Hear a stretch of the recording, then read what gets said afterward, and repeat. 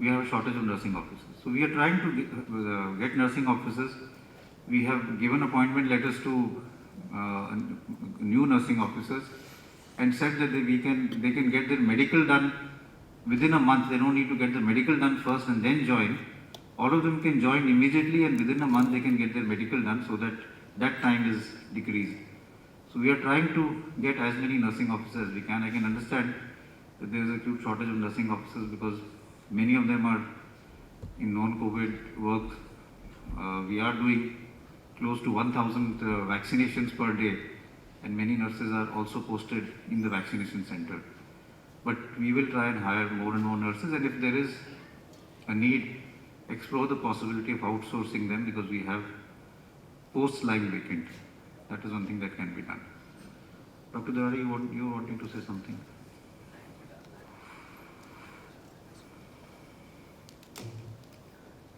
Namaskar, sir. Sir, I'm Ashok Deorari. I'm head of Department of Pediatrics. Sir, the thing which you are mentioning, number of beds which can increase in number, certainly we go for it. But I think the greatest problem at this point is manpower. It is not only the nurses, the resident doctors. In my department itself, there are nearly 18 of them who are positive doing home isolation.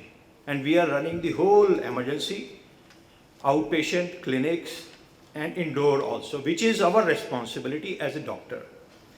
So I think, sir, something comes to my mind is that we need to look at what is there. There is writing on the wall. It is going to increase in such a surge that we will not be able to hold them. So to me it looks, sir, somehow the whole brunt, sir, for you, sir, the whole brunt which is coming to Delhi, somehow if that can be curtailed, and the way out can be small, not too long, I don't say lockdown, periods like 10 days or 12 days and then opening up and then 10 days and 12 days, so that we break the chain of transmission and the load which will happen in the healthcare facility. On top of that, sir, I very strongly believe as leader, we are all trendsetters. All our community, all our society looks at the leaders. So all super spreader events, we should try to curtail them, right and left, give a message to the community that we are with them, and this is the way the things have to be taken care of for the COVID surge which is going to happen. And sir, my fear is, I see proactively what will happen. This is not the second wave which is going to be end. It may happen, we will have to face the third wave, sir is expert, or the fourth wave. After that only it may die down. And vaccination, as Government of India is doing, sir, we have to spread as far. We are doing that, and that is a good, so that we can build up the herd immunity as soon as possible. So my plea, sir, because at this point I am treating, sir, I can give you the patient details also. Adult patient with severe COVID, moderate pneumonia. Ideally, he should have been in the ICU. I know the doctors there in managing that hospital. I'm not able to get her admitted, 49-year-old, wife of a senior officer, and treating at home with dexamethasone, sir, at this point of time, sir. आज 12 दिन हो गए, sir. तो मेरे को पता है इसी तरह से सारी जगह ये चीज़ हो रही होगी. और सर ये सर्ज जो है ये और आएगी, और मैं चिंतित हूँ. अब बच्चे इसमें ज़्यादा इन्वॉल्व हैं, सर. पहले वो बेचारे घर पे रहते थे लॉकडाउन के उसमें, अब वो बाहर निकलने लगे हैं, और बच्चे जो हैं जब भी बीमार होते हैं वो ग्रैंड पेरेंट्स के ऊपर क्लिंग करते हैं, और वो इन्फेक्शन फिर उनके पास जाता है. और बड़ा एटिपिकल मैनिफेस्टेशन है. It is not only they will present like adult patient, they are all together different, and that is also happening now at this point of time. So my plea is, sir, we need to look at the manpower. It is not only the nurses, we have the OTA we have to look for. We have to look for how we pull the resident doctors. We have to curtail, sir.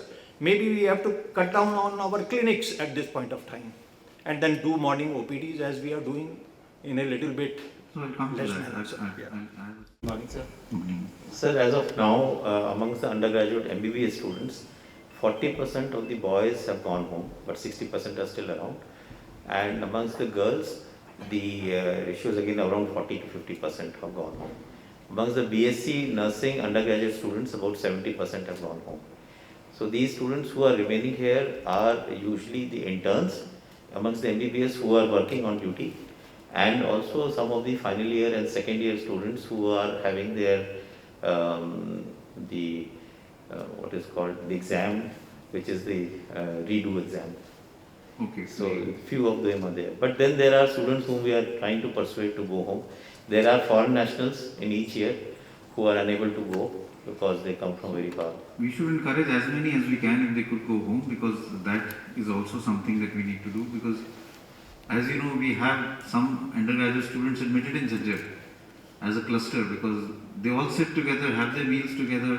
It's difficult to have COVID appropriate behavior in a hostel where the toilets are common. So it's important that we start encouraging them also to go home. While you will continue, I'll just quickly quip in that these students who are in a higher grade like 4th and 5th year might be required to help us. And also we have to look at whether we should continue with the exit exam, because we want to hold our force. If they allow them to exit, then they generally don't stay. And therefore, we should look at this aspect also. So exit exam has been postponed. That's actually now being held in June only. All the exams which are supposed to be held in end of April, May, our final exams, we have postponed that to June. One other thing I just wanted to, two other things. One is basically just wanting again both the trauma center and NCI to make sure that the oxygen supply is good enough, because we will start requiring HFNCs in large number of patients, which is something which is at sometimes 60 liters per minute. So please make sure that we have enough oxygen. I think we have already installed a new plant, if I'm not mistaken, in NCI, the liquid oxygen. And so we've done that also in trauma center. I just wanted an update on that.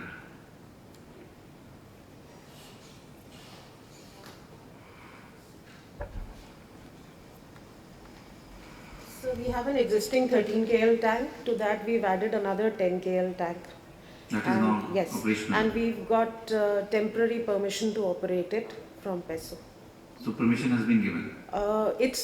It's on the way, but we've given the docket number, and so we are getting it No, filled but today. follow it up and get it Yes. ASAP. They wanted the docket number, Inox. We've given it. They'll fill it up today.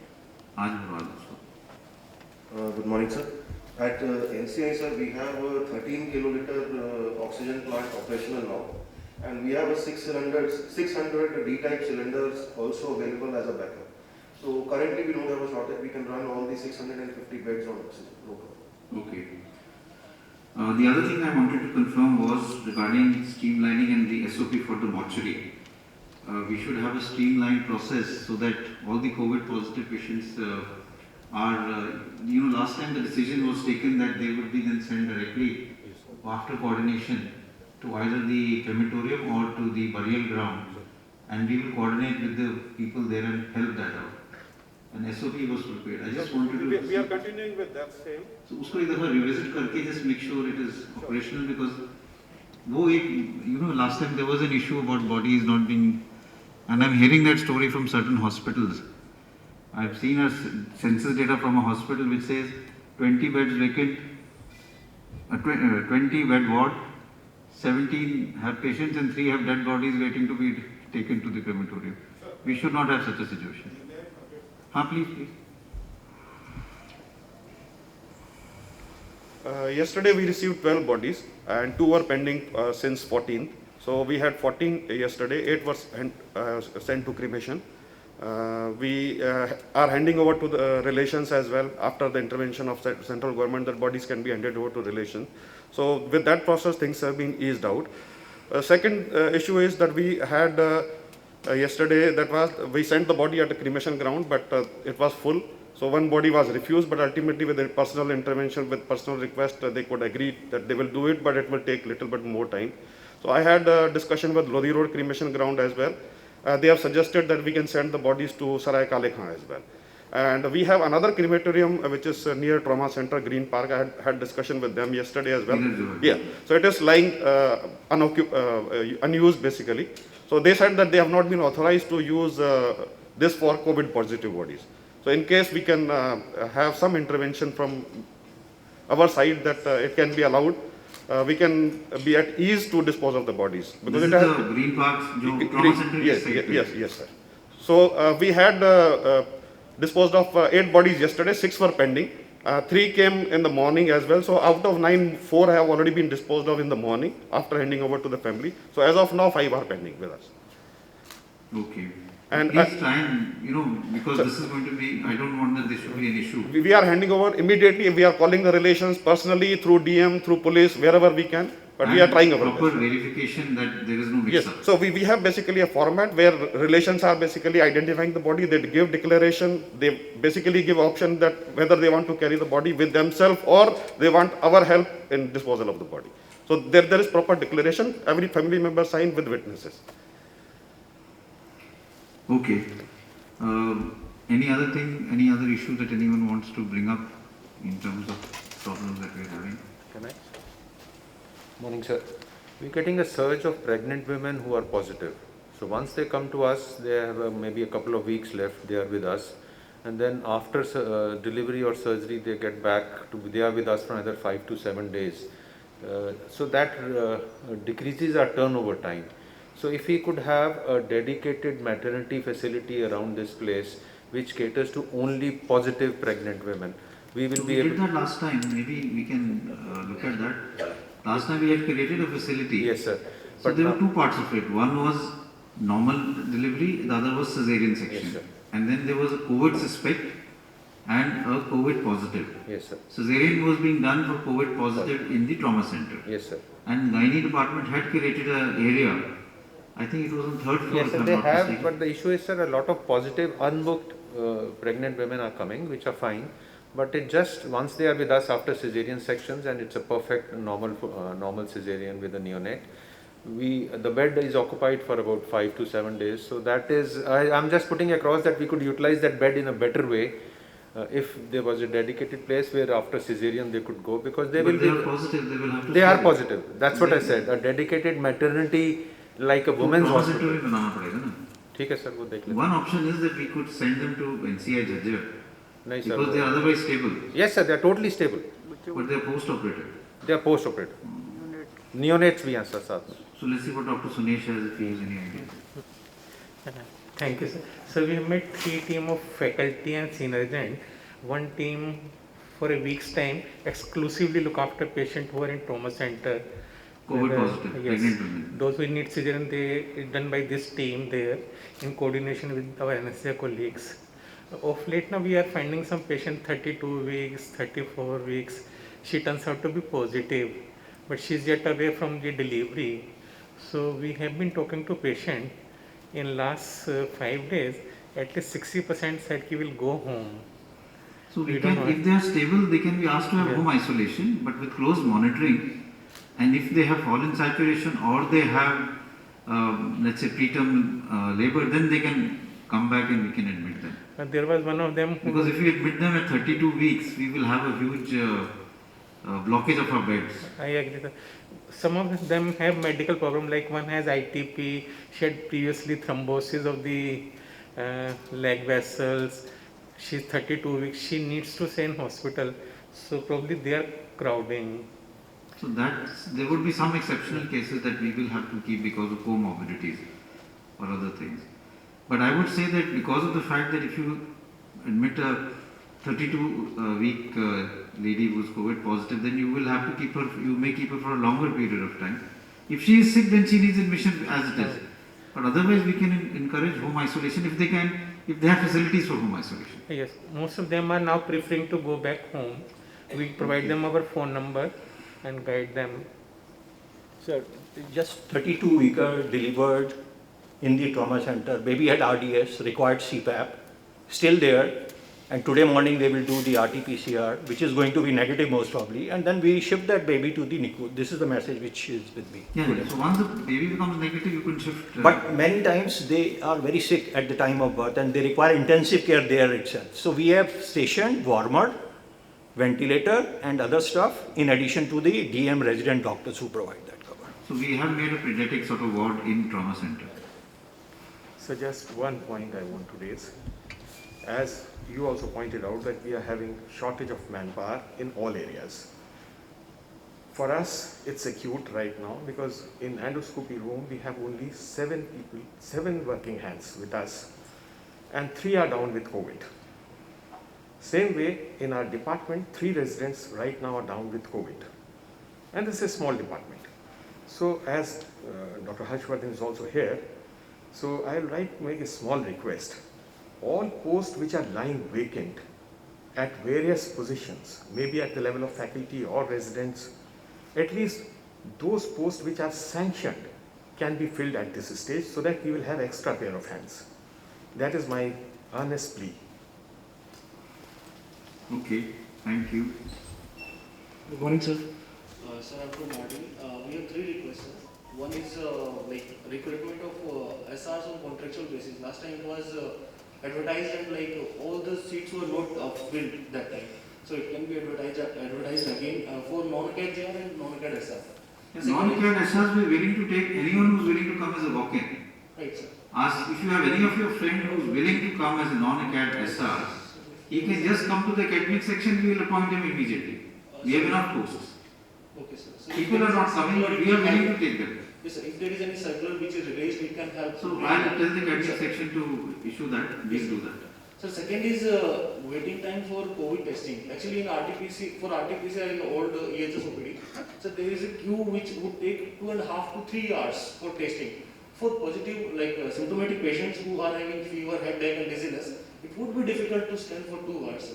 So I request you to So what we can do is, I have already given more staff there. Sir. We will open more stations for testing. So that more people, the turnaround time can be faster. Also the area in front, which used to be the medicine OPD, we will convert that into a waiting area so that people don't have to wait outside. This is what we did when we had the surge last time, when we were having more than 300 of people waiting there. The OPD, just next to the pediatrics OPD, where there is that where old medicine OPD used to be, that will make it into a waiting area. We'll open 2 or 3 more sites for sampling. And so that the waiting is decreased out there. And sir, another thing that EHS helpline can be made, like more EHS helpline can be, they can be started so that like most of the patients, their issues can be sorted out. They had exposure 5 days back and now they can. So EHS helpline which we had, we will reactivate that. Yes, sir. Like they will give slot and like it will decrease the queue. So the third request is that sir, currently CGR and CCR academic activities are going on. So many of the residents are posted in COVID areas, like in Jhajjar and in trauma center. Another, like the residents who are presenting, they need to come here. So it can be put on hold for like. We can do that. Yes, We sir. can do that. Sir, thank you, sir. Or we can go on to an online mode so that it's not something physically people don't have to be there. Yes, sir. The academic section can look at that, whether we can make our academic activities. Because a lot of times the departments have also argued that their training is suffering because 1 year they've been doing only COVID care and they've not been involved in specialty care and they would want some academic activities to go on. So we'll try and strike a balance between the two. Thank you, sir.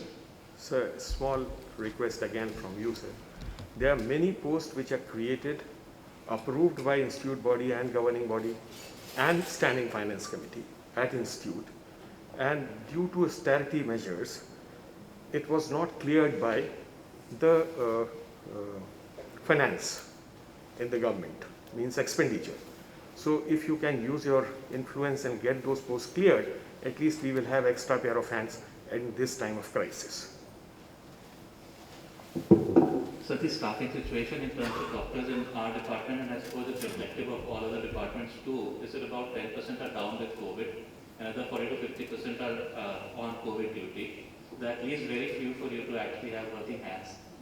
Add to that the fact that our positivity rate is currently about 37-38%. You can expect that the community would have at least 25%, 20%. So maybe patients coming to the OPD need to be very severely curtailed, so we only need to look at emergencies, both for the risk of exposure and because of the lack of working hands that we have on our hands at the moment. So we have, OPDs are running with appointment only, so we will see. But as I see it, because of the restriction that Delhi government has put in place, the OPD attendance may fall on its own also, because less people will come, more because of the fear and because of restriction.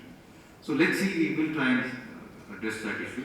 But I do agree that because 50% of residents are being posted now for COVID, because we have now almost 700 COVID positive patients and they need to be looked after.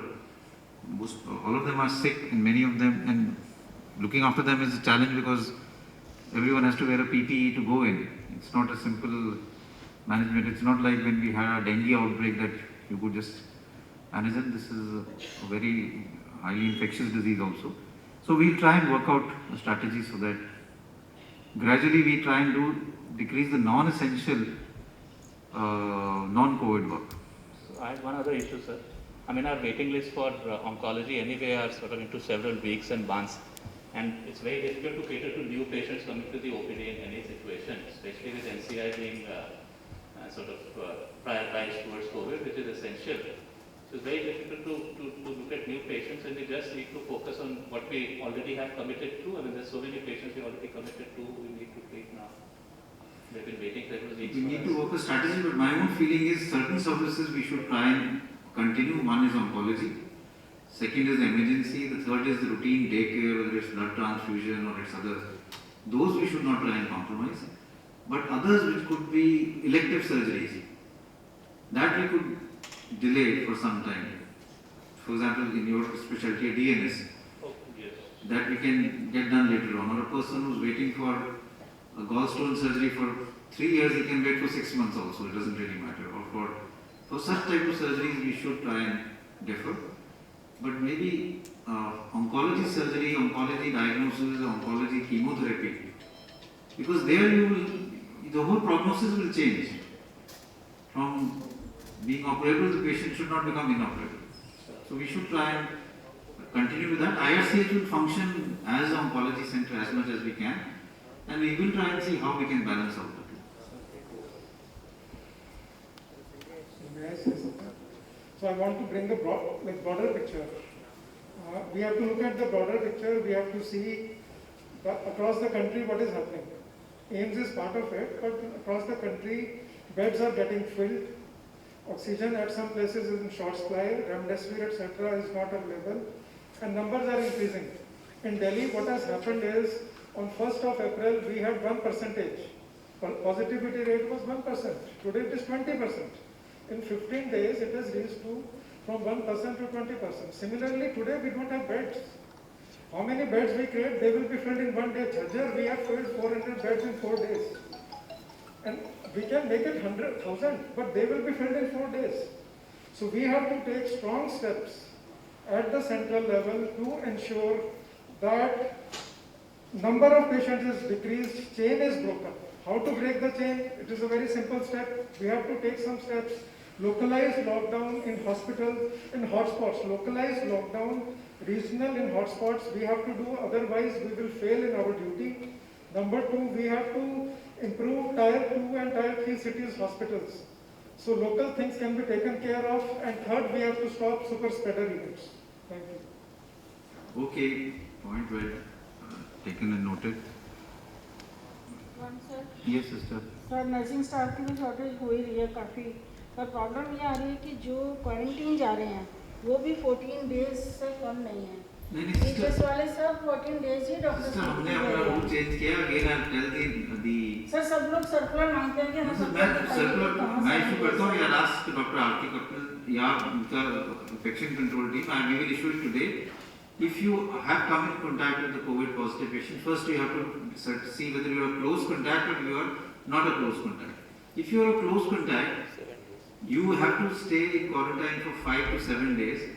Get yourself tested on 5th to 7th day, and if you are negative, you join back duties with your N95 Sir, mask. we need ये आज one आपको मैं circular आज also. I tell doctor Atiq Kapil कि आज ही वो notice निकालती हूँ और प्लस आपको स्पेशली बाय हैंड डिलीवर कर पेशेंट के जो रिलेटिव्स हैं, जैसे हस्बैंड हैं, बच्चे हैं, वो अगर पॉजिटिव हो रहे हैं तो वो लोग 15 डेज का क्वारंटीन 14 डेज लेके घर बैठ जाते हैं या ईयर ले लेते हैं, तो फिर शॉर्टेज तो भी वहीं की वहीं रह गई ना।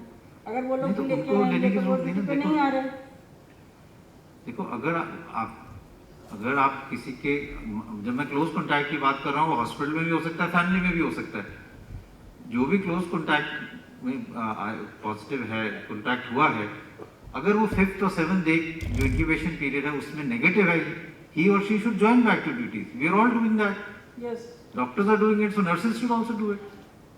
और उसकी गाइडलाइंस भी हैं, ये गाइडलाइन मेरी नहीं है, सीडीसी की गाइडलाइंस है, इंटरनेशनल गाइडलाइंस है, मैं तो उसी को सिर्फ इम्प्लीमेंट करा रहा हूँ। में जो वो जो जा रहे हैं स्क्रीनिंग में जो डॉक्टर लिख के दे रहे हैं, नहीं वो मैं आज ही ऑर्डर इशू कर, लास्ट मीटिंग में भी मैंने ये कहा था। सर कहा था, पर वही मेन बात वही आ रही है कि हमें आप आज ऑर्डर नहीं है। ठीक है, मेन बात यही है। अभी मैं I will make sure we do that. Thank you. The other issue is we have to prevent hospitals from becoming, we have to prevent hospitals from becoming hotspots. And this is not in one AIIMS, this is everywhere. Hospitals are becoming hotspots and staff is getting sick. And then the other thing is at central level, we have to make a rule, probably healthcare workers who are younger, who are asymptomatic for 3 days and 10 days have passed post-testing, they can join work.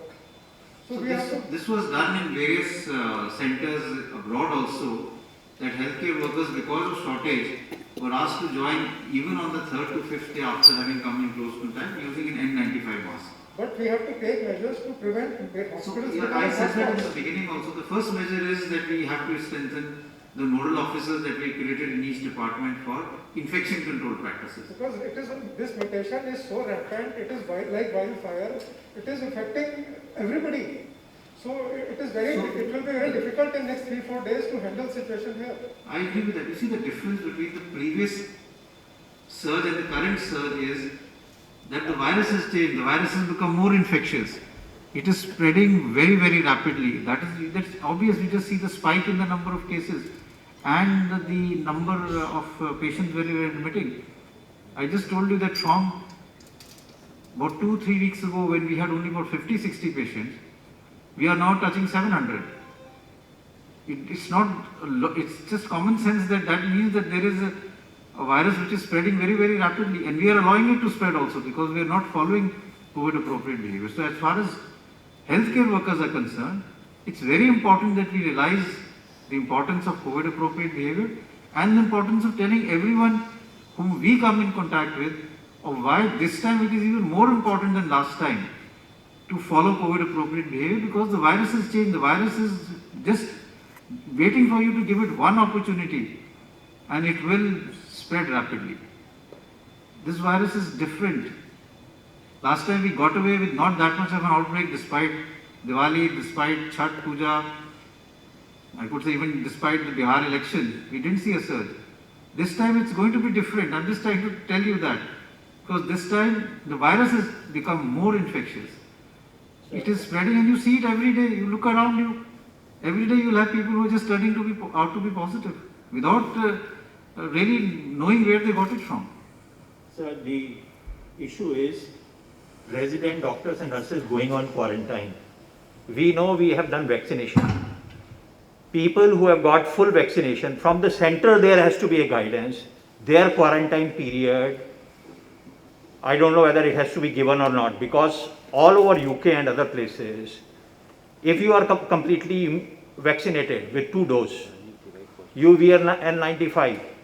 Even if you are exposed, you keep on working rather than getting into quarantine. So I think the central body has to look into it, look at the evidence and frame a guideline, because it can't be done at a local level. Sir. So other point which I want to bring again, because I want to be honest in whatever, because since the Honorable Minister is there, we have to be honest in front of him and tell him the truth. There are so many people are lying in emergency, they are not getting beds, right?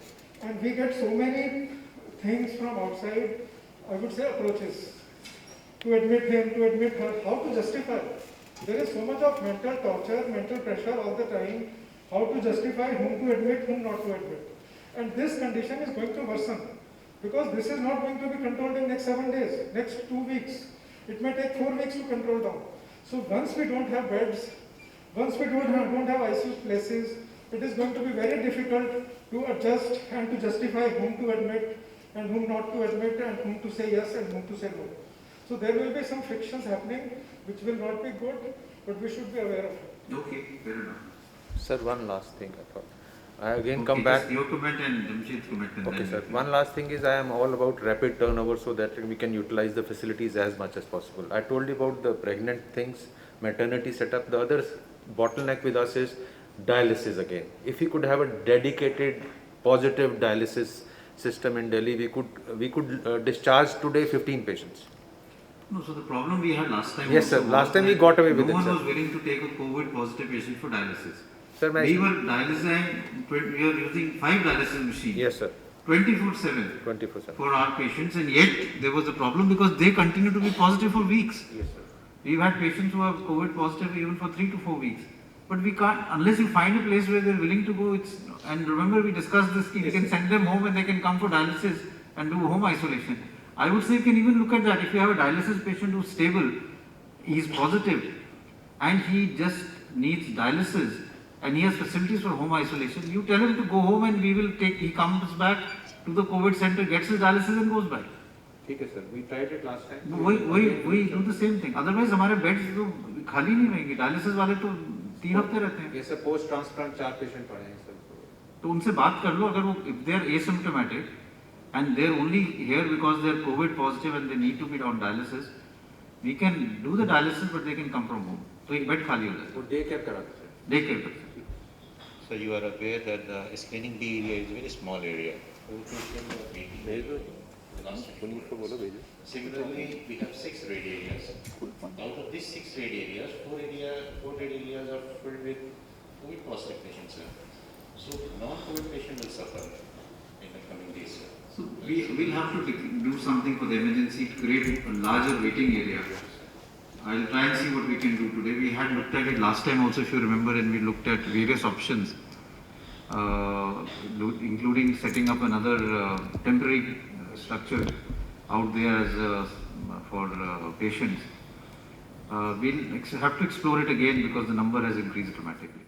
COVID area चाहे adults की हो चाहे pediatrics की हो, उसको बड़ा करने की जरूरत है क्योंकि केस लोड बढ़ गया है. और इसमें बच्चा पॉजिटिव, उसके मम्मी पापा पॉजिटिव, हम कर्टन लगा के इधर कर दिए एक को, तो बहुत थोड़ा सा प्रॉब्लम है. उसका एक हम एरिया एक्सपैंड करते हैं. I think we had that donning doffing area which we had made near the ramp for the ortho department, that is still functional. Cases came down, so it was never made functional. नहीं तो उसको operationalize Used करो. as a store. Dr. Angel can take it. नहीं उसको operationalize करो. वो एक special हमने एरिया बनाया था डॉनिंग डॉफिंग का next to the emergency. So all that things that we had done and we had sort of de-escalated, we need to restart it ASAP. Sir, the load in the emergency has just increased over the past 2 days. We have been proactively taking steps, and the best step we could take was to move our patients to Jhajjar as fast as possible who were positive, and even children have been moved. But now that the load is increasing to a point, we will create buffer areas and discuss it with you to take it forward. Thank you. Okay, thank you. I think you. Sir, this is with regards to some creation of 1200 posts, sir, which we are pursuing with the Finance Ministry, sir. So, sir, some 5-6 files are already there in the Finance Ministry. 4-5, I will talk to Nilambu Saran Saab and we will send those files, sir. And once I have talked with Additional Secretary in the Ministry of Expenditure, sir, we will pursue it so that if we get those 1200 posts, then we can fill up those posts also, sir. And Thank you. sir, this OTA and all, sir, if required, we will go for the outsourcing also. Thank you. And I don't know. Sir आपने बोला था OT में से staff निकालने के लिए, तो OT तो अभी फुली रन कर रही है, वहाँ से हम बिल्कुल कोई स्टाफ नहीं निकाल पा रहे हैं. नहीं ओटी जैसे मैंने अभी कहा कि जो इलेक्टिव सर्जरीज हैं नॉन एसेंशियल हैं, अभी मैंने एग्जांपल्स भी दिए थे, उनको हम अब कम करेंगे और वहाँ से जो स्टाफ है वो हम जो कोविड एरिया है वहाँ भेजेंगे. I will get that done today. आज I believe the OT committee is meeting today. So that is part of the agenda that I have told them. तो आज उनकी मीटिंग भी है. I think Dr. Piyush Sahni is having a meeting today. So we will make sure that OT is also curtailed so that staff can be given from there.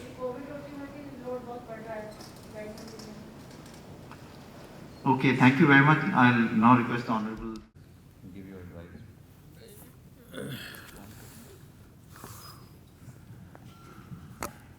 Dr. Guleria and dear colleagues, अभी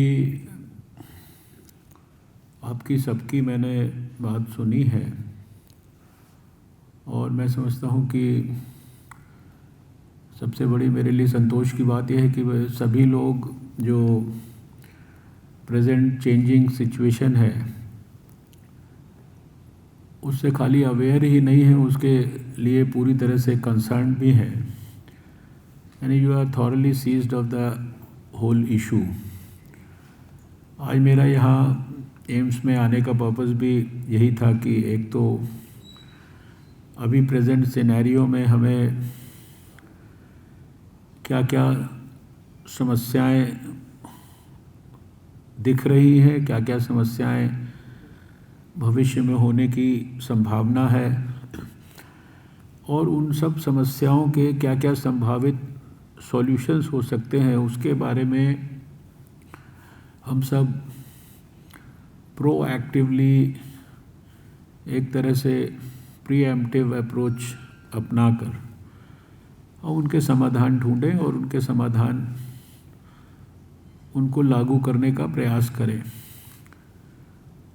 पूरे Covid के खिलाफ युद्ध में भी आपने सबने देखा कि भारत सरकार ने, हम सब ने मिलकर प्रोएक्टिव, प्रीएम्प्टिव और ग्रेडेड रिस्पांस उसको अपनाते हुए जैसे जैसे सिचुएशंस हमारी इमर्ज होती गई, जैसे जैसे सिचुएशंस बदलती गई,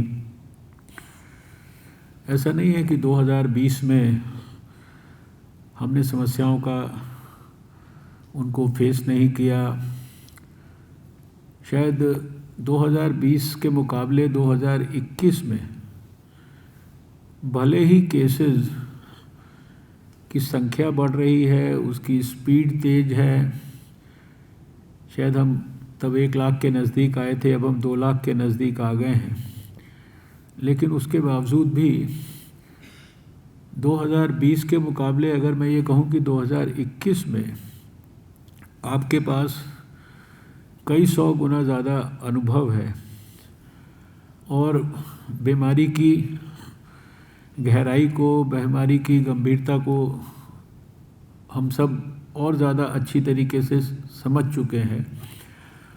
और जब बहुत ज़्यादा तकलीफ़ वाली सिचुएशंस 2020 में भी आई, बहुत सारा उस समय मान लीजिए डेस्परेट सिचुएशंस भी आई, हमारे अपने लोग भी बीमार हो रहे थे, आज भी होते हैं, और बहुत सारे उस कठिन दौर में भी हम सब लोग उस दौर से बाहर निकले। वो मार्च अप्रैल का समय याद करिए जब एक N95 मास्क के लिए ही कितनी जगह चारों तरफ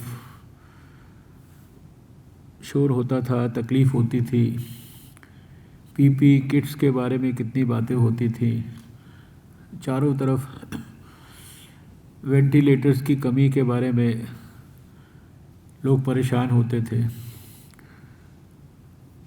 और वो सिचुएशन से ज़रा अपने आप को दोबारा से वाकिफ़ करिए कि सारे देश में हम लोगों को इसलिए कोसा जाता था कि इतने बड़े देश में इतने थोड़े से टेस्ट हम करते हैं। आज 10 लाख 15 लाख टेस्ट तो मामूली सी बात है। हम 15-15, 20-20 लाख, एक दिन तो 24-24 लाख तक टेस्ट भी भारत ने किए।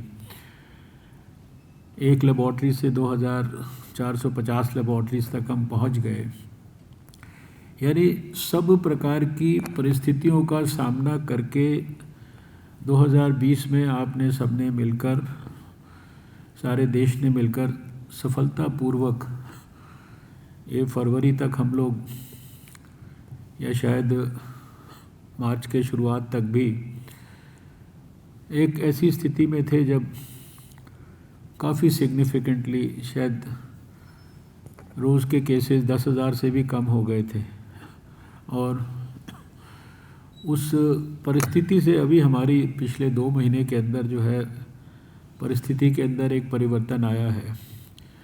इसमें कोई शक की बात नहीं कि ये जो सर्ज है ये रैपिड है, इसके थोड़े से डिफरेंट करैक्टर्स हैं और इस डिफरेंट करैक्टर्स होने के कारण इसका अलग अलग तरीके से मैनिफेस्टेशन हो रहा है। तेज़ी से हमारे बेड्स भर रहे हैं, लेकिन ये भी सच है कि हम सब प्रकार की परिस्थितियों के बारे में आज उससे लड़ने के लिए ज़्यादा बेटर ढंग से इक्विप्ड हैं, कम से कम मेंटली, इंटेलेक्चुअली, मॉरली और अपनी करेज की दृष्टि से। शायद हमारे पास आज पहले के मुकाबले 1 साल, क्योंकि हमने लड़ाई को लड़ा है, सक्षम तरीके से लड़ा है, आज हमारे पास उससे भी ज़्यादा कॉन्फिडेंस है। और इसलिए मेरी आज यहाँ आने का पर्पस ये था कि एक तो प्रेजेंट सिनेरियो को फीडबैक तो जो मिलता है उसके साथ साथ मैं direct from the horses mouth जिसे कहते हैं, आप सबके मुंह से भी मैं सुन के समझूं। फिर कहाँ कहाँ हम लोगों के लिए सुविधाएं कॉम्प्रोमाइज़ ना हो, कोविड के लोगों के लिए भी ना कॉम्प्रोमाइज़ हो और नॉन कोविड में जो कम से कम ऐसे लोग हैं जो कि किसी भी कीमत पे जो सर्विसेज कॉम्प्रोमाइज़ नहीं होनी चाहिए, व्हाटएवर द सिचुएशन में भी, वो भी हम कॉम्प्रोमाइज़ ना होने दें।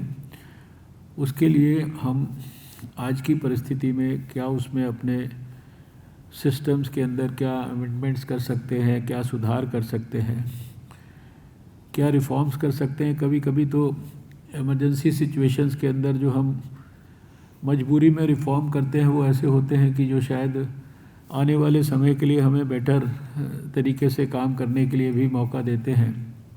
तो इस दृष्टि से मेरी आपसे मैं वो सारी जो बातें यहाँ एक एक पर्टिकुलर डिपार्टमेंट में कितने बेड्स खाली हैं, कितने भरे हैं, कितने इमरजेंसी में लोग वेट कर रहे हैं, कितने कोविड पॉजिटिव हैं, कितने NIC झज्जर में चले गए हैं, ये सब में निटी ग्रिटी पर बात नहीं कर रहा, लेकिन 2-3 मेरे आपको सुझाव हैं कि किसी भी परिस्थिति में हम अपने धैर्य को कॉम्प्रोमाइज़ ना होने दें और जो एक साल में, 1.25 साल में इस कोविड के ख़िलाफ़ लड़ाई लड़ते हुए जो एक कोविड वॉरियर्स ने देश के बीच में इज़्ज़त कमाई है, जो सम्मान कमाया है, जो सारे देश के लोग, मेडिकल प्रोफेशन से जुड़े लोगों को और उसके साथ साथ एक और कैटेगरी भी इमर्ज हुई जिसको फ्रंट लाइन वर्कर्स कहा गया। इन्होंने जो भी कुछ इज़्ज़त कमाई है वो अपनी मेहनत के कारण कमाई है, वो अपनी सिंसियरिटी के कारण कमाई है, वो अपनी ईमानदारी के कारण कमाई है और वो अपनी जो उनकी मानवता के प्रति जो ड्यूटी थी उस की गहराई और गंभीरता और सिंसियरिटी के कारण कमाई है। वो ना तो ज़बरदस्ती उन्होंने छीनी है ना ही उनको ज़बरदस्ती थोपी गई है, वो सेल्फ अर्नड है और उसको भी प्रोटेक्ट करके रखना, उसको भी प्रिजर्व करना। और जो चैलेंजिंग टाइम होता है वो मैं समझता हूँ कि वो सबसे बड़ा टीचर होता है। सिर्फ हमें हमारा दृष्टिकोण उसके हिसाब से उसको नए सिरे से परिवर्तन करने की आवश्यकता होती है। तो इस चैलेंज के अंदर हम लोग बड़े लेवल पे सोचते हैं, उसके ऊपर फिर इंस्टीट्यूशन एक लेवल पे सोचती है, लेकिन आप अपने अपने सिस्टम में, अपने अपने डिपार्टमेंट में आप उसी प्रॉब्लम को और ज़्यादा, जिसे कहते हैं कि उसका जो बहुत बड़ा एनलार्ज्ड व्यू है वो आपको दिखाई देता है। दूर से हम देखते हैं तो शायद हमारे को उसका माइक्रोस्कोपिक व्यू दिखता है। इसलिए आप जो अपने अपने सब्जेक्ट्स को डील कर रहे हैं, अपने अपने डिपार्टमेंट्स को डील कर रहे हैं, वहाँ पर आज की जो परिस्थिति है या उस परिस्थिति को भी और हम कुछ फर्दर भी एनलार्ज या स्केल अप करके देख लें कि शायद ये और इतना बढ़ भी जाए, तो भी हमें उस परिस्थिति में और क्या क्या अमेंड्स करने हैं और क्या क्या हम कर सकते हैं। कुछ सॉल्यूशंस डिफ़िकल्ट भी हो सकते हैं, कुछ सॉल्यूशंस बिल्कुल सिंपल भी हो सकते हैं। और उसके लिए मेरा सुझाव है कि अपने अपने डिपार्टमेंट्स में थोड़ा थोड़ा जिम्मेदार लोग ब्रेनस्टॉर्मिंग रेगुलरली करें। यहाँ पर भी जो एक्सरसाइज है ये केवल एक सिंबॉलिक एकेडमिक एक्सरसाइज ना रहकर, और इसके अंदर से भी जो बेस्ट सॉल्यूशंस निकलते हैं जो आप करते हैं यहाँ पर, उनको भी हम तुरंत साथ साथ इम्प्लीमेंट करते जाएं। डिपार्टमेंट में भी बहुत सारी चीज़ें ऐसी हैं जिनके लिए कुछ चेंजेस करने के लिए आपको किसी की कोई परमिशन की ज़रूरत नहीं है, किसी की कोई फाइल पे अप्रूवल की ज़रूरत नहीं है। आपको समस्या सामने दिखाई दे रही है, उसका आपको लगता है ये सॉल्यूशन है, उसको सॉल्यूशन को तुरंत इम्प्लीमेंट कर दीजिए। आपको अपनी आज की परिस्थिति में अपने अपने सिस्टम्स के अंदर उन सॉल्यूशंस को इम्प्लीमेंट करने की मैं समझता हूँ कि पूरी इंडिपेंडेंस है। और कोई ऐसे कोई बहुत बड़ी उसके अंदर शायद रॉकेट साइंस मैं समझता हूँ कि नहीं होगी। और जहाँ जहाँ आपको लगता है कि ये सॉल्यूशंस हैं जो इजीली हम इनोवेटिव सॉल्यूशंस दे सकते हैं, ताकि हम और बेहतर ढंग से कोविड के ख़िलाफ़ जंग को लड़ने में, जब उस परिस्थिति से लेकर आज तक हम आ गए जब कोविड के बारे में कुछ पता नहीं था, वायरस के बिहेवियर के बारे में कुछ नहीं पता था, जब ना कोई कॉन्टैक्ट ट्रेसिंग और ना कोई आइसोलेशन और ना कोई क्वारंटाइन और ना कोई ट्रैकिंग, ये सब बातें तो पहला केस आने के बाद शुरू हुई, जब उसके बाद फिर ये सारी चीज़ें हमने धीरे धीरे डेवलप की हैं। कंटेनमेंट जोन भी और लोकलाइज्ड लॉकडाउन भी, और ये सारे जितने भी आज शब्द हम सुनाई हमें देते हैं, जितनी भी चीज़ें आज जगह जगह लोग, पहले एग्जाम्पल्स जो है वो भारत सरकार ने गाइडलाइंस दे देकर सारे देश को इस्टेब्लिश करके दिखाए, समझाए। अब स्टेट्स भी इतनी इक्विप हो गई हैं with all sorts of ideas, suggestions, कि वो अपनी अपनी परिस्थिति के हिसाब से भी निर्णय करने के लिए सक्षम हैं। ऐसे ही हमारे इंस्टीट्यूशंस और all India institute of medical sciences ने बहुत महत्वपूर्ण भूमिका निभाई है। आपने खाली यहाँ पर अपने यहाँ आने वाले मरीज़ों को ही नहीं ठीक किया है, लेकिन टेली कंसल्टेशन के माध्यम से देश भर के हमारे जो यहाँ एक्सपर्ट डॉक्टर लोग बैठे हैं, उन्होंने टेली कंसल्टेशन से देश भर के डॉक्टर्स को भी, मरीज़ों को भी साल भर जो है हमने एडवाइस दिया है। बहुत देश भर के स्थानों पे, बड़े बड़े कई स्थानों पर सो कॉल्ड VIP पेशेंट्स जो एडमिट होते थे, वो उनको भी यहाँ के हमारे डॉक्टर्स ने लगातार जो है हेल्प किया है। जो है वो भी जो है बड़े बड़े स्थानों पर जो है कितने सारे मरीज़ों को देखने के लिए गई हैं। यानी हमने विषम से विषम परिस्थिति का भी बहुत ही करेज के साथ सामना किया है। और जब हमने सामना किया, ऐसा नहीं कि बीच में एक साल के अंदर, अभी हम, क्योंकि अभी हम आज की बात कर रहे हैं, इसलिए पिछले एक साल में हमारे सामने कितनी प्रकार की कितनी तकलीफ़ें आई हैं, कितने ऐसे संवेदनशील क्षण आए हैं, हम उनको शायद भूल गए हैं। तो उन क्षणों में भी हमने जो है उसमें से we have emerged victorious out of that. और इसीलिए मुझे ये पूरा विश्वास है कि ये भी जो क्षण आया है, ये भी अगर हमने धैर्य और अपना करेज, अपनी सिंसेरिटी और अपना जो 1-1.25 साल का आपको मेडिकल प्रोफेशन का तो सबको तजुर्बा वो दशकों का है, लेकिन कोविड का भी अब तजुर्बा जो है वो 1 साल से ज़्यादा का हो गया है। और सब प्रकार की परिस्थिति क्या क्या है और क्या क्या हो सकती है, इसका सबका सामना करने की दृष्टि से, इसलिए शायद ऐसी परिस्थिति में जब मरीज़ जिसको तकलीफ़ होती है, उसके लिए शायद ये पहला अनुभव होता है। उसको नहीं पता कि अस्पताल में भीड़ लगी है, अस्पताल में बेड नहीं है, अस्पताल की इमरजेंसी में जाने पे भी शायद उसको प्रॉपर बेड नहीं मिल सकता या वो प्रॉपर आईसीयू तक नहीं पहुंच सकता, उसके लिए ये पहला अनुभव है। लेकिन हम सब तो क्योंकि 1-1.25 साल से यही सब देख रहे हैं, तो शायद हमारे लिए ये रूटीन हो सकता है।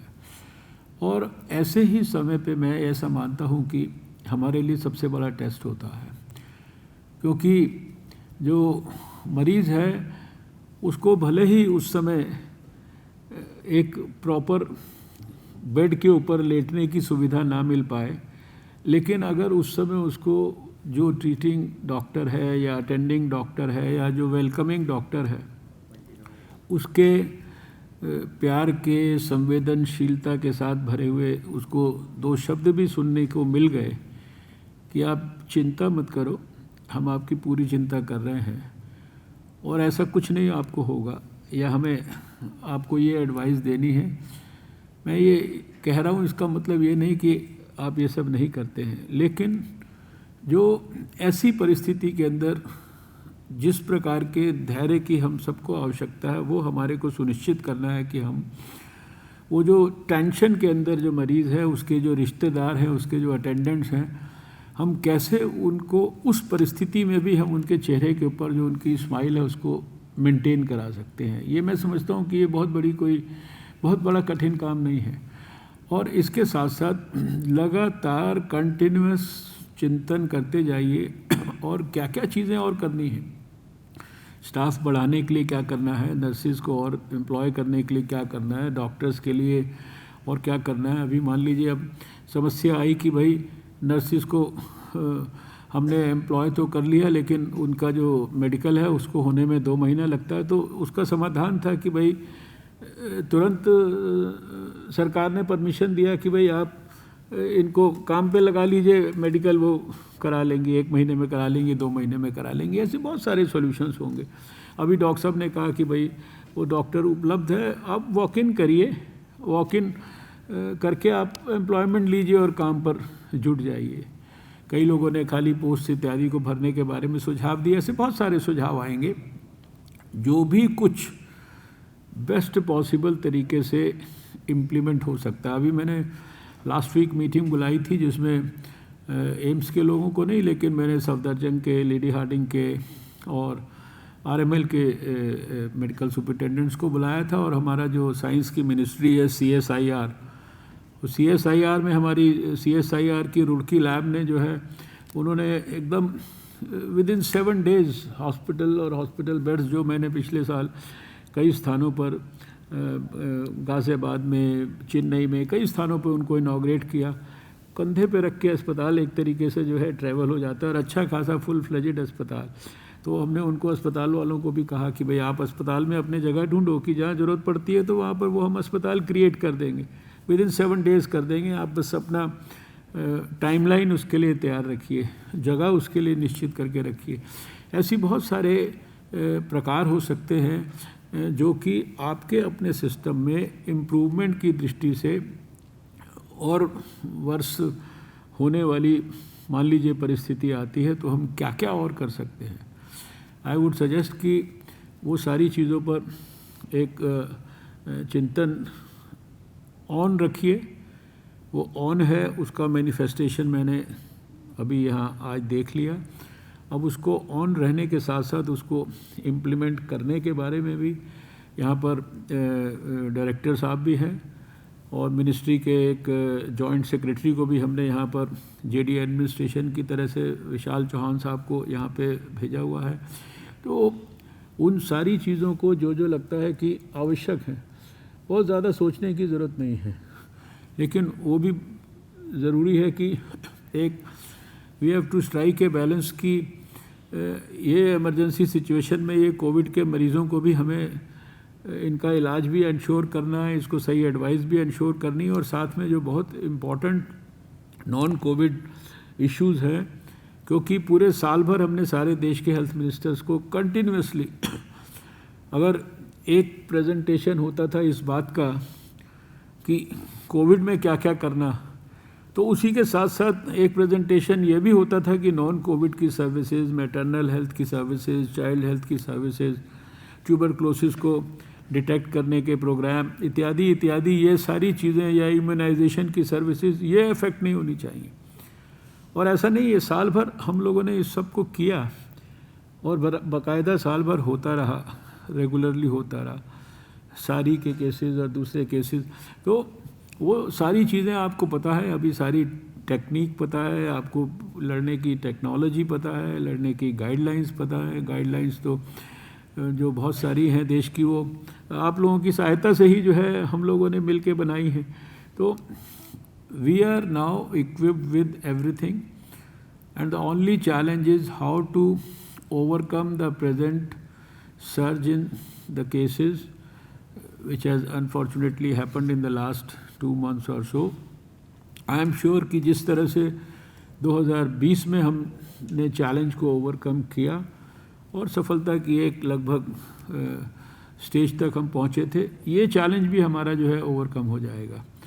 बस उसके लिए आप सब और जो कुछ आप करेंगे उसको इस नाते भी करने की कोशिश करिए कि यहाँ से हमको इतने बड़े इंस्टीट्यूशन से, जहाँ हज़ारों लाखों मरीज़ आते हैं, किसी ने बहुत कहा कि भाई बाहर के लोग आ रहे हैं, ये सब चीज़ें आप ये चीज़ें आप नहीं रोक पाओगे। जो मान लीजिए एम्स की 50 साल की रेपुटेशन है, आप सडनली कहें कि एम्स के अंदर मैं कोई बाहर के आदमी को नहीं आने दूंगा, ऐसा कोई किसी रूल रेगुलेशन या किसी गाइडलाइन या ऑर्डिनेंस से ये नहीं हो सकता है। तो वो सब चीज़ें भी रहेंगी। उन सब परिस्थितियों के अंदर हमारी जिम्मेदारी ये भी है कि हमें आज की परिस्थिति में देश के अंदर, दूसरे अस्पतालों के अंदर, दूसरे स्थानों के ऊपर जो है क्या क्या और मॉडल्स चेंज करके हम डेवलप कर सकते हैं। यानी यहाँ कुछ आप डेवलप करेंगे तो वो दूसरी जगह पे इम्यूलेट करने लायक हो, दूसरी जगह लोग उसको रेप्लिकेट कर पाएँ। इस दृष्टि से भी अपनी बात को यहाँ पर विचाराधीन रखें और कुछ चीज़ें आप या मीटिंग में भी शेयर कर सकते हैं। ज़रूरी नहीं है उसके लिए मीटिंग में कई बार बहुत सारे सजेशंस आते हैं, अपने अपने डिपार्टमेंट का जो विषय ध्यान में आता है कि इसको हम ऐसे ठीक कर सकते हैं। यहाँ पर हम over and above what we are doing in our own department for the other issues, how can we contribute to COVID, that should be one big question, जिसको जवाब आप सब मिलकर जो है अपने अपने डिपार्टमेंट में अपने साथियों के साथ मिलकर दें कि वे हमारा इस सर्ज को कंट्रोल करने में क्या कंट्रीब्यूशन हो सकता है। We will go to the director, we will go to the ministry representative and give this suggestion. This is, you see, this is our humble contribution for making the fight against COVID more effective.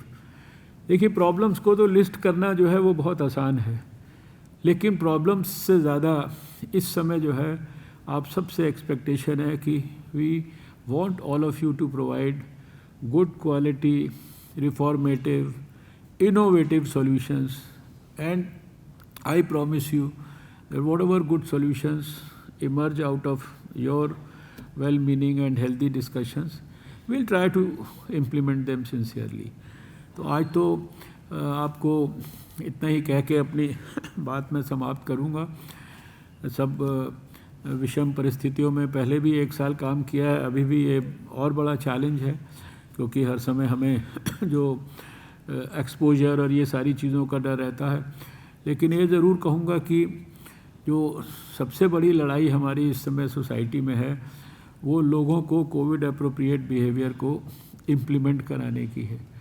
जो समय के साथ लोगों में casual approach आ गया है, लोगों में रिलैक्स्ड बिहेवियर हो गया है। और सच बात यह है कि आप देखेंगे तो आपके आसपास भी, अपने लोगों के बीच में भी आप देखेंगे कि लोग जो है मास्क को गले से के ऊपर लटका के रखते हैं, नाक के नीचे रखते हैं।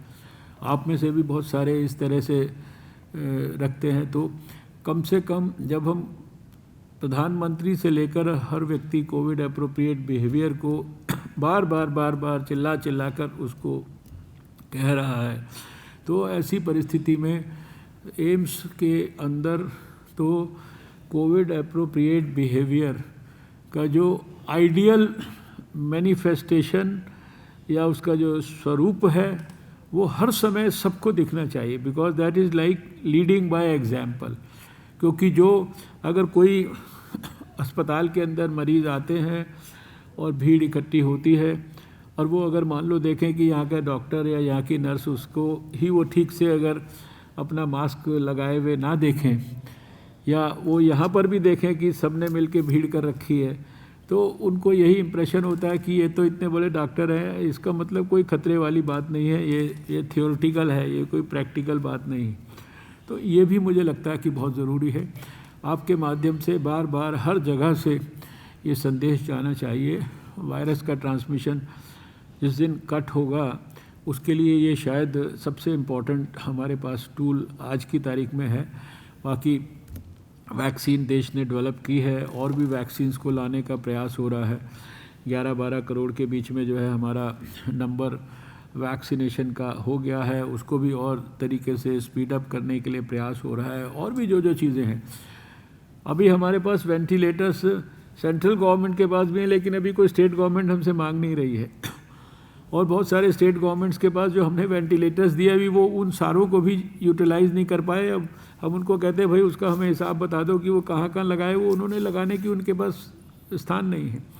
आप देख रहे हैं कि ऑक्सीजन को सप्लीमेंट करने के लिए पिछले साल में भी बहुत सारी चीज़ें हम लोगों ने की। सारे देश भर में ऑक्सीजन को वहीं अस्पतालों में जनरेट करने के प्लांट लगाने से लेकर, इसके बावजूद भी अभी इसी हफ्ते में और बड़े पैमाने पर ऑक्सीजन की सप्लाई इत्यादि को स्ट्रेंथन करने के लिए ये सारे बड़े बड़े निर्णय लिए जा रहे हैं। सारी चीज़ें नए सिरे से उसी डायनामिक पैटर्न पर उनको रिवाइटलाइज किया जा रहा है जिस पैटर्न पर पिछले साल सारे काम होते थे। तो इसलिए किसी भी प्रकार की किसी चीज़ की कोई शॉर्टेज नहीं है। अनुभव भी पर्याप्त हो गया है, सामान भी पर्याप्त है, टेस्टिंग की सुविधा भी पर्याप्त है। और अभी हॉस्पिटल के अंदर यद्यपि पिछले साल में हॉस्पिटल में जो हमारी कोविड डेडिकेटेड हॉस्पिटल या हेल्थ फैसिलिटी या जिसको हम कोविड केयर सेंटर कहते थे, इसमें लगभग 19 लाख के करीब हम लोगों ने बेड्स जनरेट किए थे। ऑक्सीजन और आईसीयू सपोर्टेड मिलाकर सब तरीके के 12-13 हज़ार क्वारंटाइन सेंटर्स देश भर में डेवलप्ड हैं। और सब जगह ज़रूरत के हिसाब से सारी के सारे और फर्दर कहाँ कहाँ स्ट्रेंथन करना है। कल हम सभी संबंधित जो स्थान जहाँ तकलीफ़ें हो रही हैं वहाँ के स्वास्थ्य मंत्रियों के साथ कल फिर बैठक ले रहे हैं ओनली फॉर फर्दर ऑगमेंटेशन। ये जो 20 लाख के करीब बेड्स क्रिएट किए, these were created out of a zero dedicated facility for covid. तो we could do all that when we did not know कि कल क्या होने वाला है। आज तो हमारे पास सब कुछ है, पूरी जानकारी है और पूरी संभावनाओं की भी हमारे को कल्पना है, अनुमान है। तो उस सब को ध्यान में रखते हुए आप जो आज आने वाले समय के लिए निश्चित रूप से मुझे लगता है कि अभी मैं जो एक बार ट्रॉमा सेंटर के अंदर भी जाके सारी चीज़ों को, यद्यपि पिछले साल भी किया था लेकिन, और एक दिन फिर आपके NIC झज्जर में भी जाके अभी की परिस्थिति में और क्या हम वहाँ और फर्दर तैयारी की दृष्टि से रिफॉर्म्स कर सकते हैं, मैं पर्सनली जाके भी देखूँगा। और आपके जो भी सुझाव हमको मिलते रहेंगे, we will look at them very positively and in the most pragmatic manner, that much I can assure you. So wish you all good health, keep doing the good work, we are all proud of you, and I think country looks forward to All India Institute of Medical Sciences for providing them with better options and better solutions which can be emulated by the whole country. इस भाव को अपने मन में रखिए। बहुत बहुत धन्यवाद।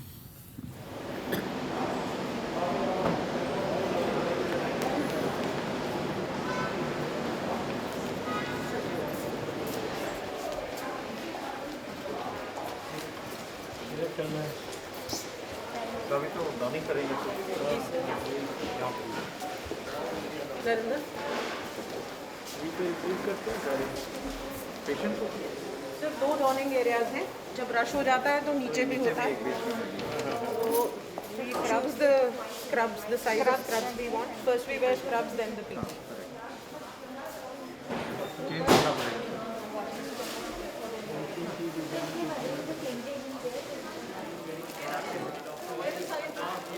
Like this will be too big.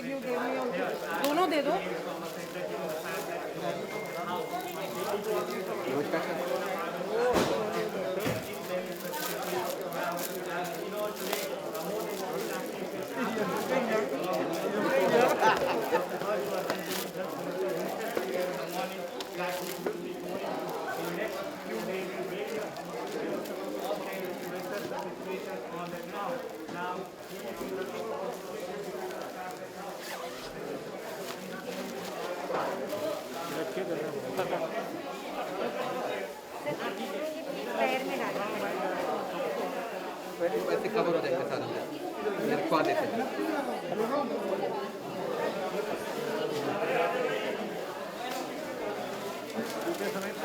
हाँ सर वो निकालना पड़ेगा। नीचे तक आ जाएगा।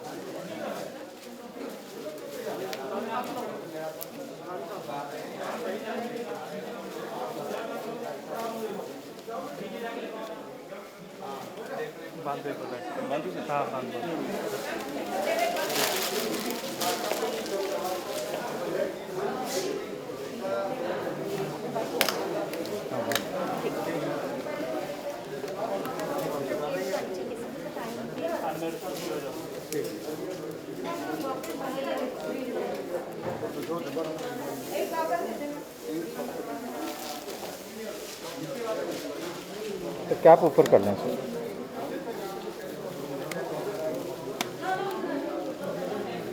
सर एक फेस शील्ड वाला अभी ये भी लगा ना, इसको सर और क्या लगा रहे हैं?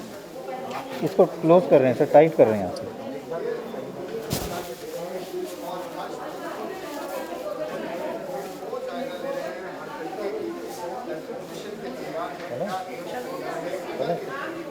सब हो गया, रेडी है सर के स्टाफ, सर का स्टाफ रेडी। लिफ्ट तो बड़ी अग्रवाल की बात कर रहे हैं, जो उनको देख लेंगे तो उनको प्राइवेट वाटर में आप यहाँ किया होगा, बट टेबल बेटर होगा। बिल्कुल बिल्कुल, हाँ सर मुझे मालूम है, कल चंद्र शिविर में मिले थे।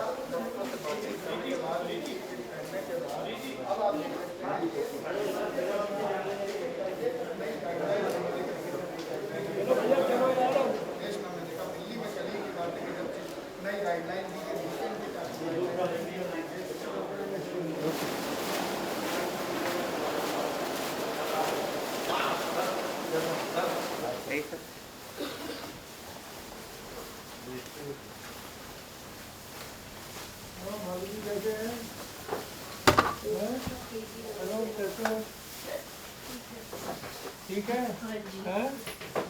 घर में कौन कौन हो गया? आप हो गए और मेरी देवरानी है, हाँ। उपासना जी और बेटा घर पे ही है। अच्छा, वो घर पे ही है। अच्छा, कोई दिक्कत तो नहीं है यहाँ पे? ओके, सच बात होती है। शाहनवाज जी तो आपको देखने नहीं आ सकते हम? नहीं नहीं वीडियो कॉल पे सब देखते रहते हैं आजकल तो सब। Thank you sir.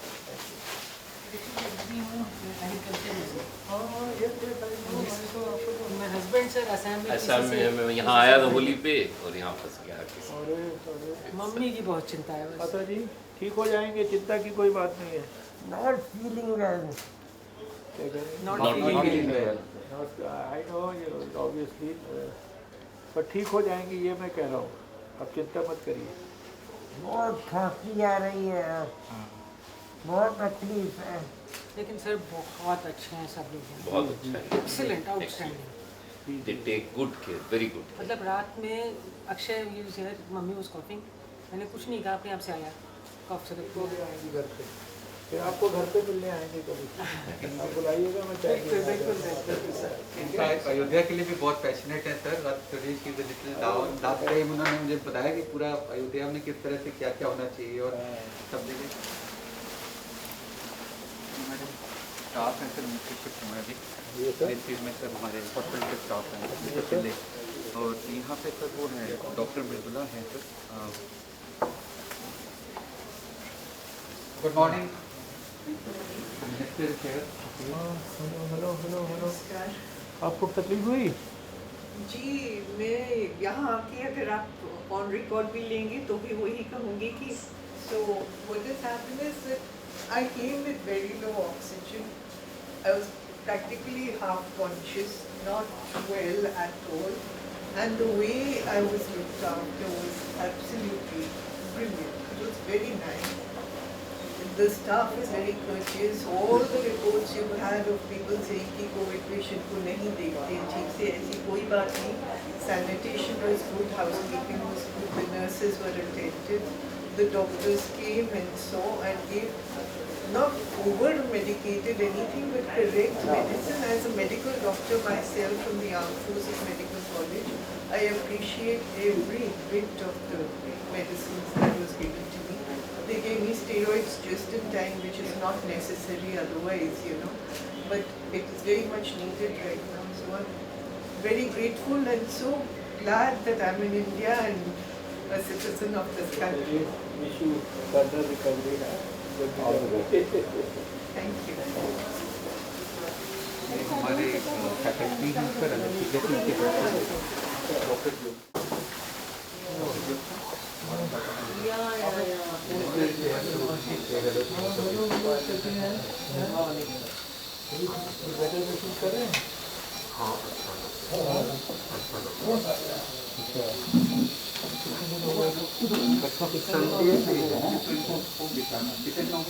So he was down on Friday with a little sore throat, and then all of us, he got positive on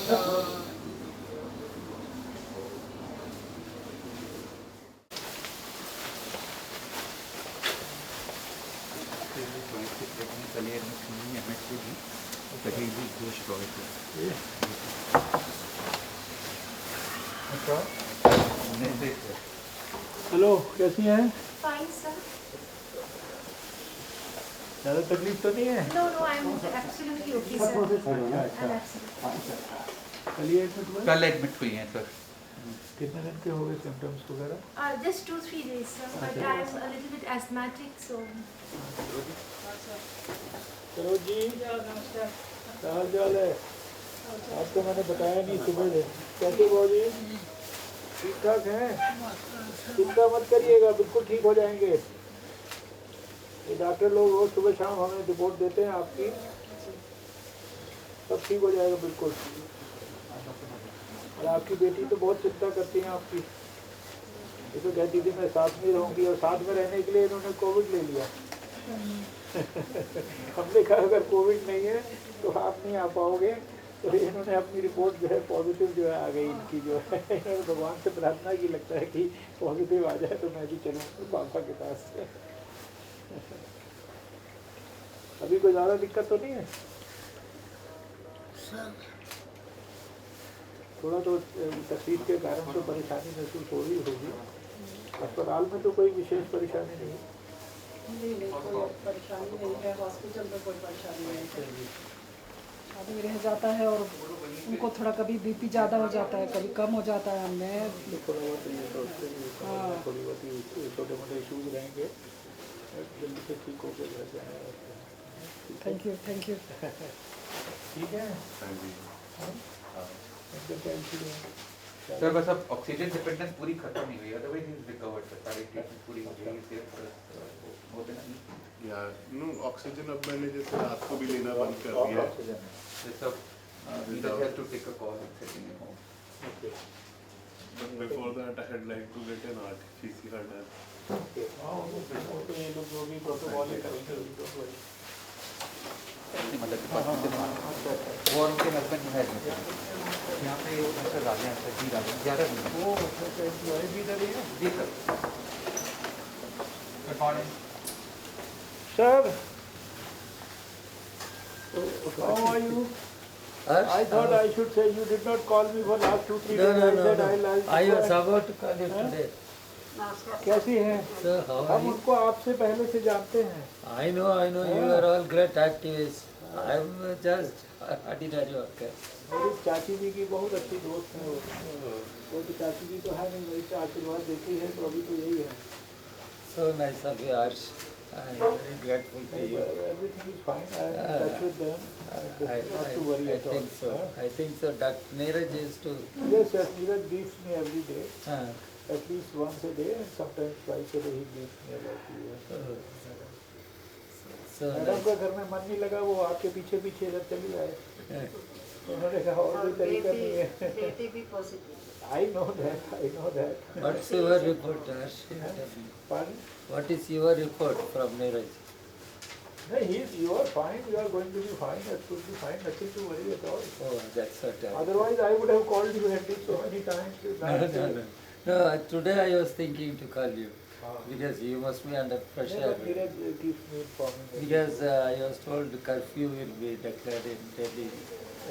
That's why I'll just come once and say No, so nice of you. I'm very grateful.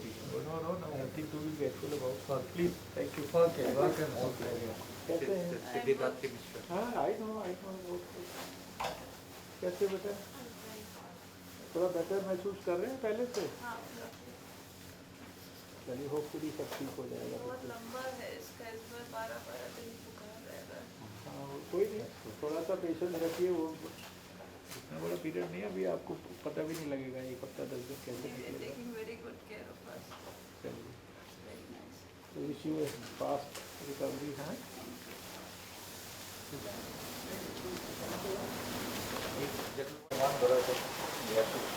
कितने हैं general ward में? Sir 30 bed से sir. All are full? जी sir.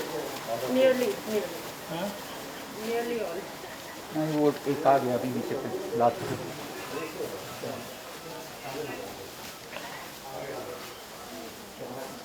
माता जी कैसा महसूस कर रहे हैं? पहले से ठीक है? तो बेटे कैसे हैं? पहले से बेटर महसूस कर रहे हो? आपको पसंद है?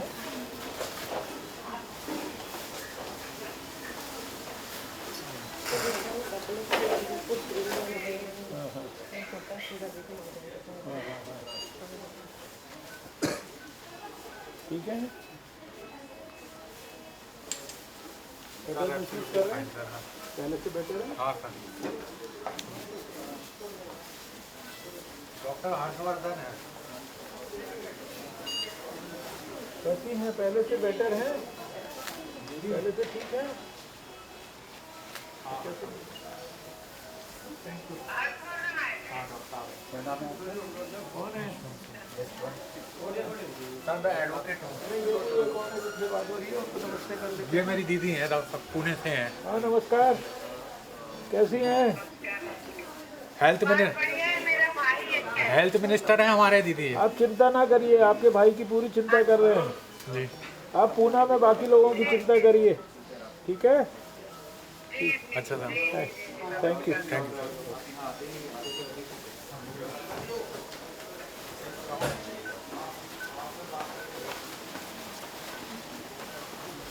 कैसे महसूस कर रहे हैं?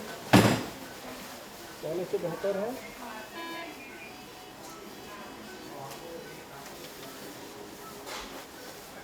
माता जी पहले से बेहतर महसूस कर रहे हैं? पहले से बेहतर है. थोड़ा समय लगेगा लेकिन ठीक हो जाएंगे बिल्कुल. रिपोर्ट सब कैसी आ रही है? रिपोर्ट वगैरह सब बढ़िया आएगी. रिपोर्ट में क्या कमी आनी है?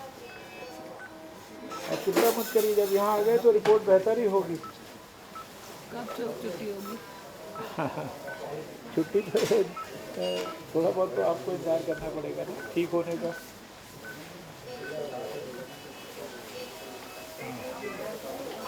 कैसे हैं? ठीक है? टाका में दर्द है। हाँ? टाका में दर्द है। हाँ, तो धीरे धीरे ठीक होगा, है ना? और बाकी सब ठीक है। भगवान पे भरोसा रखिए, जल्दी ठीक होंगे। कैसे हो बेटा? पहले से बेहतर है?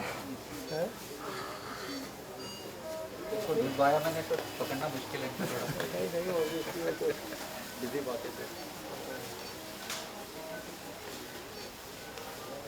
तो यहाँ पे सारे पेशेंट स्टेबल है, कोमॉर्बिडिटीज के साथ हैं जिनका RT-PCR just by chance positive आया, इसलिए हम उनका नेगेटिव होने का वेट कर रहे हैं। कुछ सर्जरी होना है, कुछ प्रोसीजर होने हैं। कोमॉर्बिडिटीज इसलिए रखा हुआ है। हाँ, एक प्रेगनेंट पेशेंट ये कल एडमिट हुई है। अपने पेरेंट्स का नाम ऊंचा करो, यशस्वी और तेजस्वी। Thank you so much. Parents का नाम ऊंचा जरूर करो, बड़ी मुश्किल से तुम्हें यहाँ पहुँचाया। Thank you so much, thank you. बताइए ठीक है ना, बेहतर है? डॉक्टर साहब जिस दिन तो मैं आई हूँ 4-5 दिन से, उस दिन मुझे OT में ले गए थे यहाँ की आपका जो होगा, आप चिंता मत करो, डॉक्टर लोग हैं। तो GI सर्जरी को टीम को एक बार कहा है, एक बार, क्योंकि हमारे लेवल पे ड्रेसिंग करना थोड़ा रिस्की है, तो GI टीम आने वाली है। डॉक्टर जो अंकुश है वहाँ, मेरा सीनियर आकांक्षा है, नीलम है, कोमल है, और वो है ना वो ये हमारा इंटर्न है। अंकिता गर्ग, उसने मेरा ऑपरेशन किया। ठीक है, उनको बोलेंगे सबको। ये इंटर्न हमारा है जो एडमिटेड था, he is doing fine now, 7th-8th day of illness है। थोड़े CT चेंजेस थे, that's why we are a bit careful for him, otherwise is fine.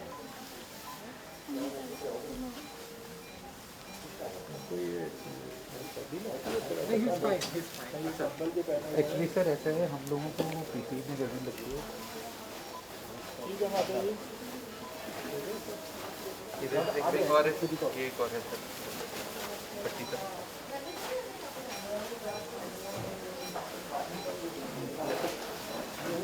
कैसे हो बेटा? ठीक है? ऑर्थो वार्ड है सर, ये अच्छा। प्री कोविड ऑर्थो वार्ड है। अच्छा अच्छा, ठीक है सब लोग? बेहतर हो? पहले से बेहतर है? ये जो CKD पेशेंट डायलिसिस के लिए रखा हुआ है, otherwise COVID point of view. कहाँ के बेटा? मम्मी पापा को बताया करो। हाँ, he is doing fine sir. ठीक, गुड, ठीक।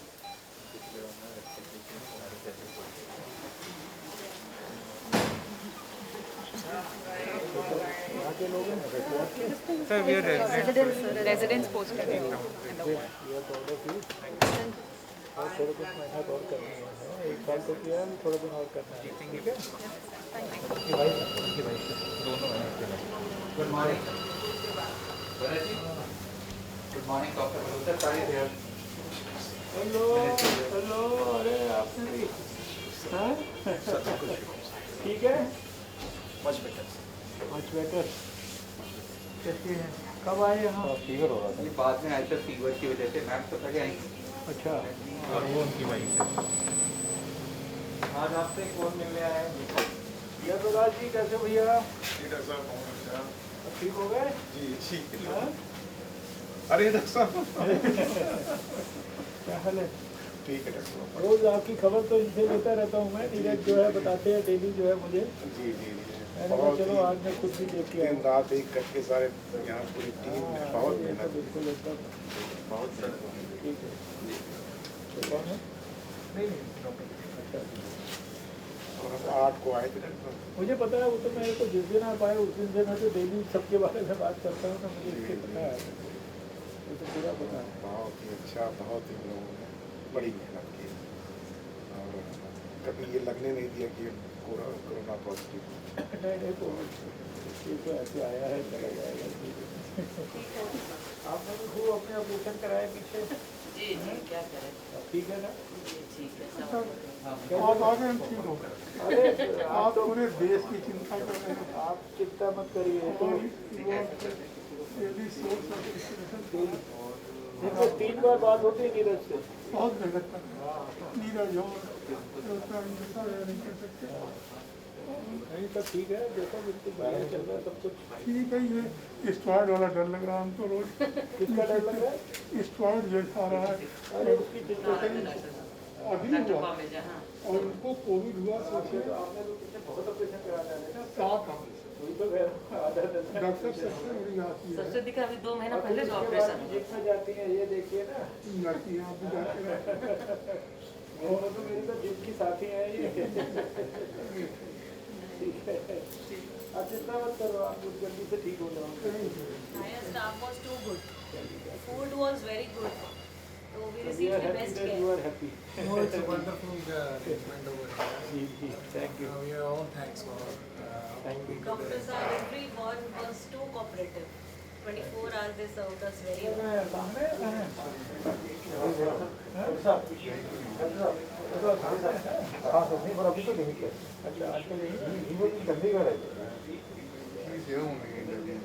अरे कृष्ण जी, आप कहाँ अस्पताल में आ गए भैया? अच्छा ये बताओ, जो इतने सालों से कह रहे हो वो बंद किया कि नहीं? बंद कर दिया सर। कब से किया? हो गए 6 महीने। इनको 25 साल से टोबैको बंद करने के लिए बोल रहा हूँ, 25 साल से।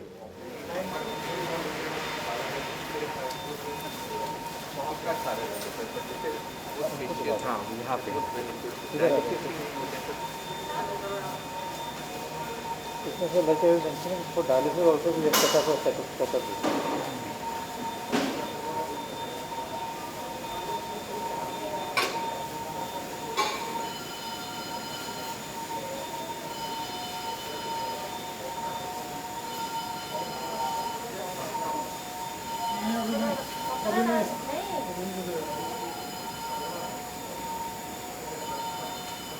These are all on very high flow oxygen. Originally हमने ट्रांसपोर्ट बनाया था कैजुअलिटी का, फिर अभी तो कुछ और करते हैं डायलिसिस। पाठक जी, मैं डॉक्टर हर्षवर्धन।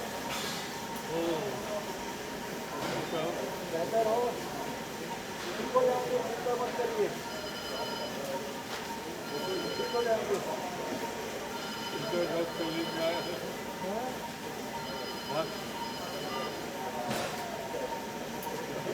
चिंता मत करिए।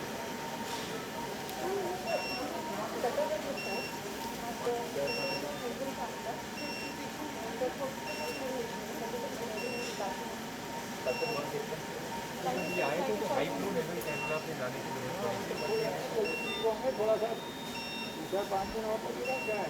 ये सर इम्प्रूवमेंट है, होपफुली जल्दी जब आप आएंगे इमरजेंसी में, मैं तो कब से फॉलो कर रहा हूँ आपको। हाँ ठीक है, बेहतर है पहले से।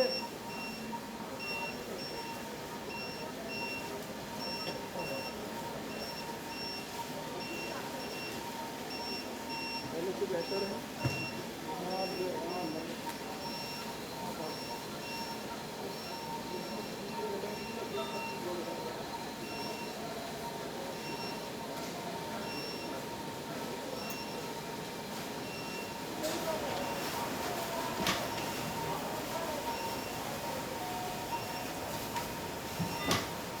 साहब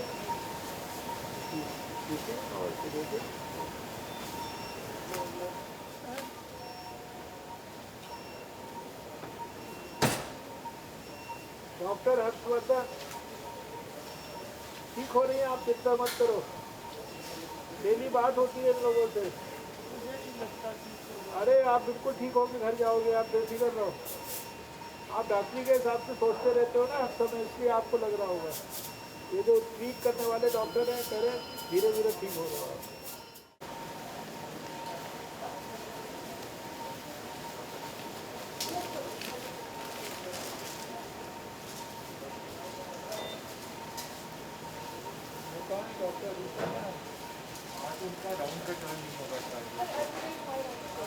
आज ये डॉक्टर मनप्रीत की जगह ऋषा की जगह तो मेरे को पैरालाइज किया, दिक्कत होती है।